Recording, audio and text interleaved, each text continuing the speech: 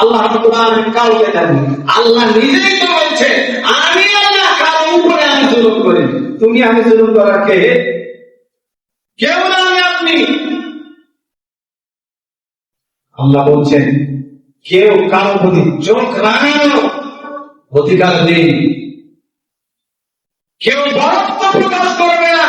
সমস্ত বরত্ব, দাসত্ব, সবকিছুর মালিক আমি আল্লাহ। আল্লাহ বলছেন তাহলে আমি আপনি কি? কিছুই না। মানুষ মনে করে, আমার কথা বলে, আমি কে জানো? তুমি কে? তুমি কিছুই না। তুমি মানুষ, আমিও মানুষ।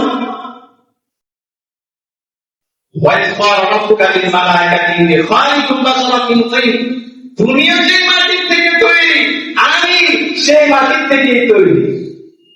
কিন্তু মানুষের চারপাশে যখন কিছু দু চারটা মানুষ হয়ে যায়, মনে করে কি মানুষ হয়ে গেছে। না, তোমার হিসাব বেশি হবে।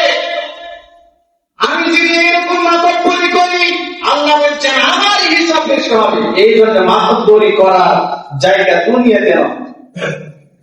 বরত্ব করবা, বরত্ব প্রকাশ করবা জান্নাতে গিয়ে, সেখানে হিংসা থাকবে না, বিদ্বেষ থাকবে না, বিরোধ থাকবে না, শেখায়ত থাকবে না, নিন্দা থাকবে না, কোনো নিন্দা থাকবে না। কেউ 500 তলায় আছে, কেউ 1 তলাতে আছে, সকলেই সকলের সাথে দেখা করবে, ভাই তুমি কেমন আছো? আর আজকে সেই ভাইগুলো চোখ লাগায় কথা বলো, অথচ বলছেন আমি মুসলিম, আপন মুসলিম, মুসলমান, এক মুসলমান আর এক মুসলমানের ভাই, অথচ এক ভাই হয়ে আর এক ভাইকে কেমনে ধমকাও, এটা আমার বুঝে আসে।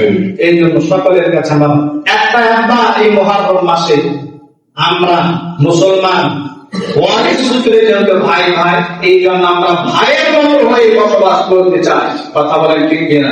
এই জন্য কেউ কারোর প্রতি আমরা হিংসার দৃষ্টিতে তাকাবো না। খারাপ